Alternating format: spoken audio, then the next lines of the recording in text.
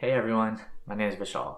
I've been working as a software engineer and engineering manager for the better part of the last decade at various large and small companies in the Silicon Valley. Software engineering has been quite a popular career in that decade, and in this video, I'm going to be talking about whether it's a career path that's still worth pursuing in 2023 with all the news about layoffs and hiring freezes. It's been a rough few months in tech. From industry giants like Facebook and Twitter, all the way from Series A through E startups, there have been a significant number of job postings pulled, as well as many people who've unfortunately lost their jobs. There's even a website that was specifically made to track all these layoffs. As we kick off 2023, you may be wondering if it's even worth it to be a software engineer anymore. Maybe we should all just, throw our keyboards away and become doctors or something. If any of this sounds familiar to you, allow me to lift your spirits a bit.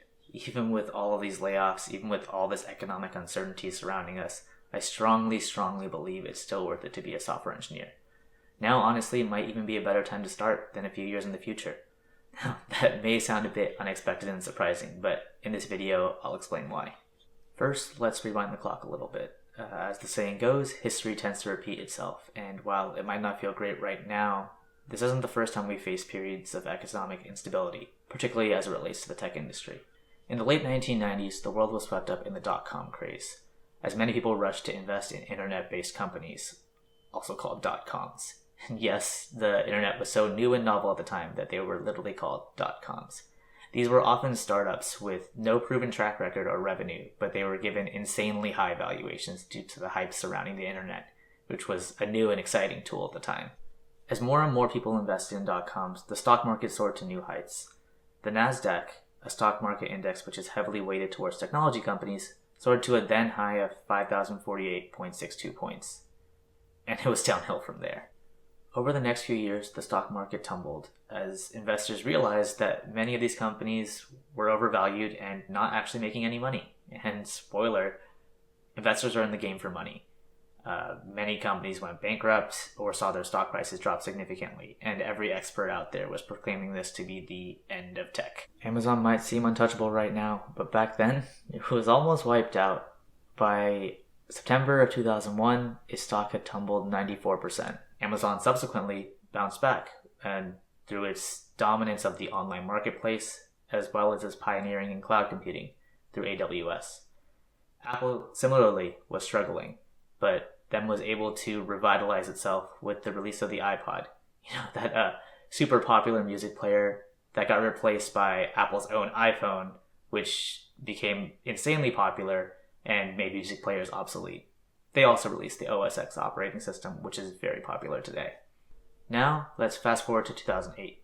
In 2008, the world was hit by the global financial crisis, which had a major impact on the tech industry as one of the dominant drivers of the world economy. Many tech companies, just like with the dot-com bubble bursting, saw their stock prices plummet, and some even went bankrupt. The crisis also led to a decline in consumer spending, as people tightened their belts and cut back on non-essential purchases. What happened after 2008, you might ask? A complete explosion of tech. Facebook, Netflix, Instagram, Twitter, Venmo, literally the platform you're watching this on right now, YouTube. Technology now dominates our lives in such a wide-reaching way. Alright, enough with the history lesson. What does this mean for the here and now? Well, for one, technology is here to stay. We can't get through a day in our lives without using some technological service of some kind. Whether that's using Google Maps, or ordering food, or using Uber, Lyft, Ola, or Didi, depending on what part of the world you're in to get from point A to point B.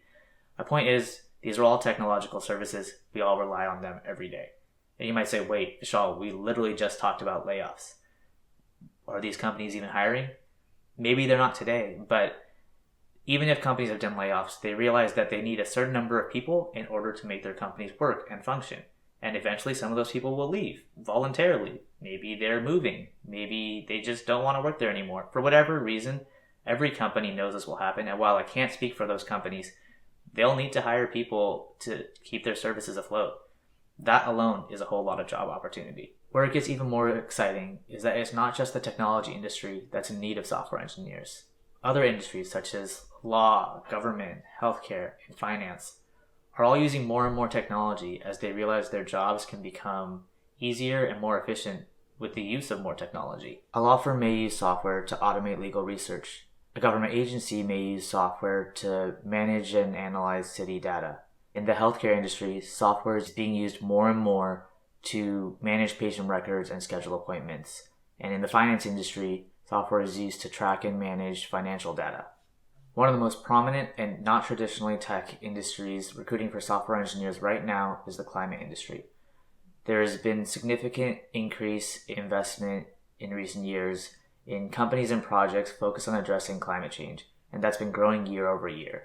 Countries around the world have set goals towards renewable energy, a low-carbon economy, climate-resilient infrastructure, etc. With their growing influx of capital, climate companies are well-equipped and poised to hire some of the strongest technical talent out there. Remember those recessions in 2000 and 2008? Well, after those recessions, the companies that innovated ended up making a whole lot of money, literally billions of dollars.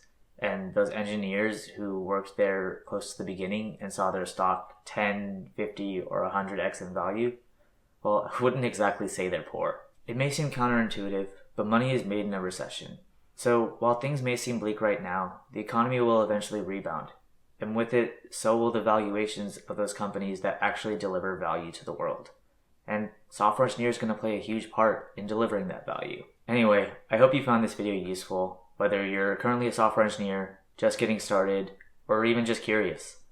A large part of the reason I work as a software manager today is to help other people, so I hope at least some of this was helpful to you. If you enjoyed the video, don't forget to like the video and please subscribe to the channel for more content about tech and the tech industry. Thanks so much for your time, and see you next time.